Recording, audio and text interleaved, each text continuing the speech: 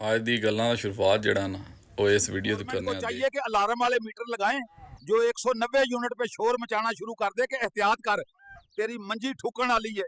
उम्मीद करना तुसीं समझ गए हो दे कि कित्थों बोलना चाह रहे हैं। चिड़ी बेचारी की करे, ठंडा पानी पी मरे।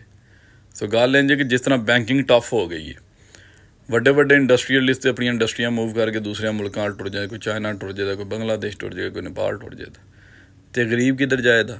ਜਿਹੜਾ ਚਿੰਚੀ ਚਲਾਣੇ ਵਾਲਾ ਉਹ ਕਿੱਥੇ ਜਾਏਦਾ? ਖੋਤੀ ਰੇੜੀ ਵਾਣੇ ਵਾਲਾ ਉਹ ਕਿੱਥੇ ਜਾਏਦਾ? ਮਾੜਿਆਂ ਤੇ ਹੱਥੀ ਰਹਿਣਾ, ਮਿਡਲ ਮੈਨਾਂ ਤੇ ਹੱਥੀ ਰਹਿਣਾ। ਜਿਨ੍ਹਾਂ ਦੀ ਜ਼ਿੰਦਗੀ ਚਲਦੀ ਇਸ ਮੁਲਕ 'ਚੋਂ ਹੀ ਪਈ, ਉਹ ਕਿੱਥੇ ਜਾਣਦੇ? ਉਹ ਇੱਥੇ ਰਹਿਣ ਦੇ। ਸੋ ਨਬੀ ਪਾਕ ਦੇ ਜ਼ਮਾਨੇ 'ਚ ਨਾ ਗਰੀਬ ਬੰਦੇ ਨੂੰ ਫੈਸਿਲਿਟੀ ਦੀ ਜਾਂਦੀ ਸੀ। ਕਾਇੰਡਲੀ हुकूमत बहुत अच्छे इकदाम ਕੀਤੇ ਨੇ। ਕਾਇੰਡਲੀ हुकूमत इस गल ਤੇ ਵੀ ਨਜ਼ਰਸਾਨੀ ਕਰੇ ਕਿ ਜ਼ਰਾ ਗਰੀਬਾਂ ਨੂੰ ਦੇਖੇ ਕਿ ਅਗਰ ਕੋਈ ਬੰਦਾ ਕਿਸੇ ਐਮਰਜੈਂਸੀ ਬਣ ਜਾਂਦੀ, ਉਹ ਕਿਸੇ ਲੱਗਦੇ ਕੋਲੋਂ ਗੱਡੀ ਮੰਗਦਾ ਜਾਂ ਰੈਂਟ 'ਤੇ ਲੈਂਦਾ, ਅਤੇ ਉਹਦੇ ਵਿੱਚ ਜਿਹੜਾ ਟੈਗ ਦੇ ਵਿੱਚ ਪੈਸੇ ਕੋਈ ਨਹੀਂ ਹੁੰਦੇ, ਉਹਨੇ ਬਾਏ ਹੈਂਡ ਕੈਸ਼ ਦੇਣਾ। ਮੋਟਰਵੇ ਦਾ ਕੀ ਬਣਿਆ ਜੀ? ਮੋਟਰਵੇ 'ਤੇ ਜਾਣਾ, ਅਗਰ ਕਾਰਡ 'ਚ ਪੈਸੇ ਨੇ ਤਾਂ 400 ਕਟੀਂਦਾ ਪਿਆ, ਵੈਸੇ ਉਹ ਜਿਹੜਾ 600 ਕਟੀਂਦਾ ਹੋਵੇਦਾ ਪਿਆ।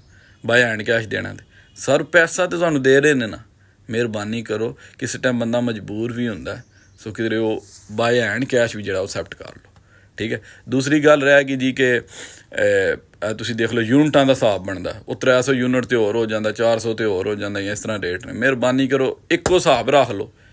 ਫਾਰ ਐਗਜ਼ਾਮਪਲ 3 ਰੁਪਏ ਯੂਨਿਟ ਜਾਂ 10 ਰੁਪਏ ਯੂਨਿਟ ਜਾਂ 30 ਰੁਪਏ ਯੂਨਿਟ, ਉਹ ਸਰ 900 ਯੂਨਿਟ ਵੀ ਬਲਿਆ ਨਾ ਤਾਂ 30 ਰੁਪਏ ਯੂਨਿਟ ਦੇ ਹਿਸਾਬ 'ਤੇ ਕੱਟ ਲਓ, ਕਿਉਂਕਿ ਗਰੀਬ ਬੰਦਾ ਕਿੱਧਰ ਜਾਏ। ਦੂਸਰਾ ਜੀ, ਇੱਕ ਗਰੀਬ ਬੰਦਾ, ਬੈਂਕਿੰਗ ਇੰਨੀ ਟਫ ਹੋ ਗਈ, ਉਹ ਬਾਏ ਹੈਂਡ ਜਿਹੜਾ ਉਹ ਨਾ ਜਮ੍ਹਾਂ ਕਰਾਉਣਾ, ਪੈਟਰੋਲ ਪਵਾਉਣ ਜਾਣਾ ਸੁਣਿਆ, ਅਤੇ ਜਿੱਥੇ ਅਗਰ ਬਾਏ ਹੈਂਡ ਕੈਸ਼ ਦੇਦਾ 1.5 ਲੀਟਰ ਦਾ ਲੀਟਰ ਪਵੇਦਾ, ਅਗਰ ਉਹ ਕਾਰਡ ਦੇ ਥਰੂ ਦੇਦਾ ਤਾਂ 1.5 ਲੀਟਰ ਪੂਰਾ ਪਵੇਦਾ। ਸੋ ਗੱਲ ਇੰਝ ਕਿ ਸਰ ਇੱਕ ਬੰਦਾ ਮਜ਼ਦੂਰ ਹੈ, ਸਵੇਰੇ ਤੋਂ ਸ਼ਾਮ ਤੱਕ ਮਜ਼ਦੂਰੀ ਕਰਦਾ, 8 ਵਜੇ ਮਜ਼ਦੂਰੀ 'ਤੇ ਜਾਂਦਾ, ਸ਼ਾਮੀ 5 4 ਵਜੇ 6 ਵਜੇ ਉਹਨੂੰ ਛੁੱਟੀ ਹੁੰਦੀ, ਘਰ ਆਉਂਦਾ, ਉਹ 1000 2000 ਦੀ ਦਿਹਾੜੀ ਲਾਉਂਦਾ ਪਿਆ।